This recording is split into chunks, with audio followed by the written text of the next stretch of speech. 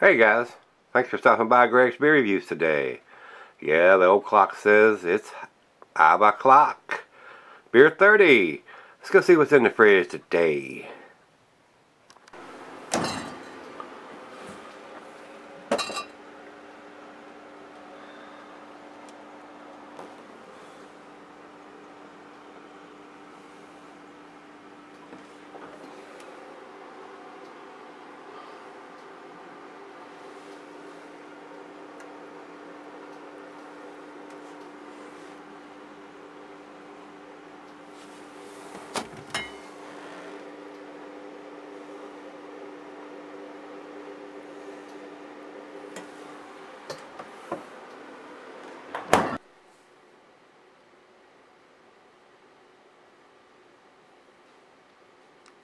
Hey everybody, thanks for stopping by Gregsbeerreviews today. We're going to do another Lagunitas beer here.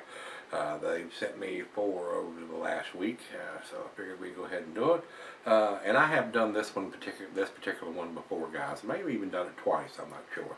But it's had a different label on it. This particular one has the Santa Claus in the shape of a star here.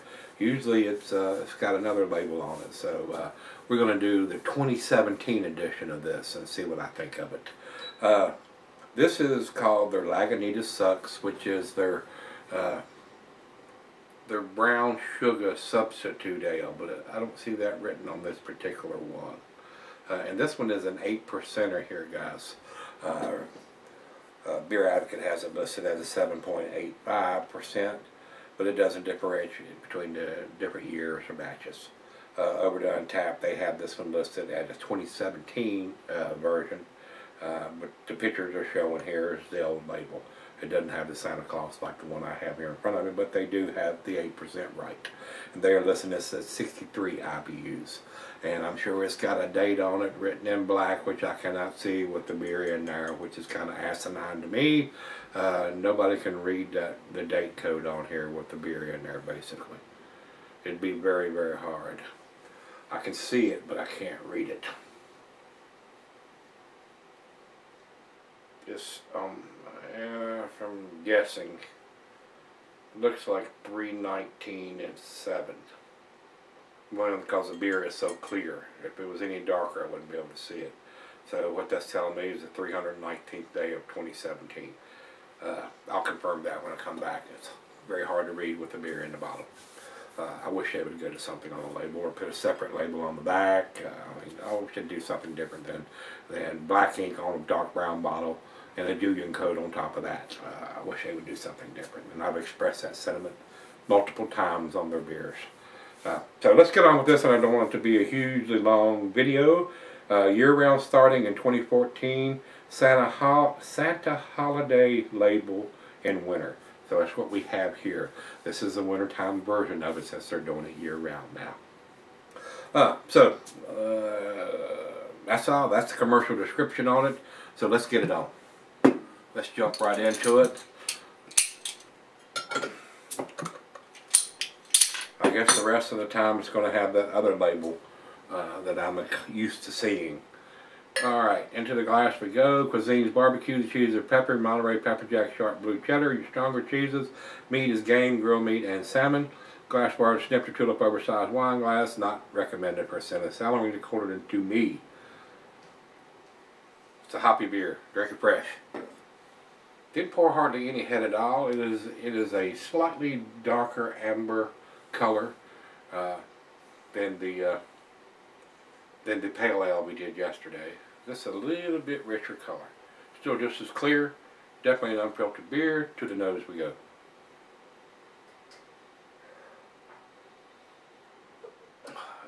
Guys, at one time, this was when they first started doing this, may have been 2014, or even earlier. If it was a once-a-year thing, they started doing it year-round in 14, according to what I'm reading here on Untapped. It may have been earlier than that, when they first started doing it in the wintertime only. I thought it was outstanding, but a lot of beers have flowed under the bridge since then, so may not be now. I'll be as honest as I can with you guys. Smells pretty good, a nice citrusy aroma, hints of pine. A little bit of dankness, maybe some grapefruit. Smells pretty good. Let's dive in. Cheers, everybody. Cheers, Karen. Cheers, everybody at Lagunitas.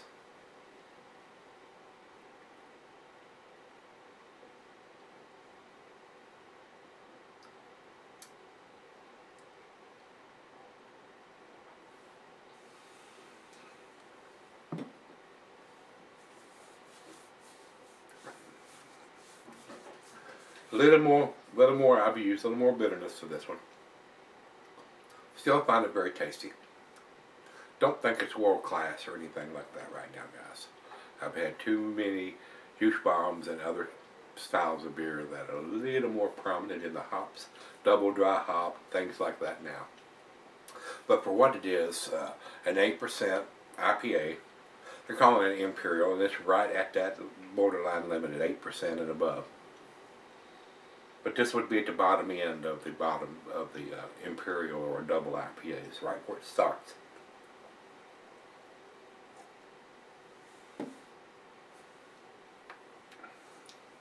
I still find it very tasty, guys. It is still very pleasant. I didn't go back and look at any of the previous videos I did of this beer. I'm judging it for what it is now and where my palate is now, not what I did 2, 3, 5 years ago on this beer. So, pretty tasty. It's right out of the fridge. Let's sip on it for a little bit, see what we end up with. Alright guys, I'm back. Got a little left here. This is a tasty beer, guys. It's no doubt about it. Like I said, I didn't go back and look at the early reviews that I did of this beer. I still think it's very tasty. It's not world class or blowing my hair back and my socks off or anything like that, but it's still a tasty beer. It's worthy of picking up and giving it a try. Even though these guys have been bought out, they still seem to regain control of what they're producing so far. I would buy this beer if it wasn't for them being bought out, but they still seem to be producing the same level of beers that they were before. So, with that being said, I find this very, very tasty. For the style, it's not a New England style. I'm not grading it as such. To me, it's more of a West Coast style. The hops are there. They're very prominent. It's very citrusy, hints of pine and grapefruit, maybe some oranges and some tropical fruit notes. Still, very pleasing beer. Final chug.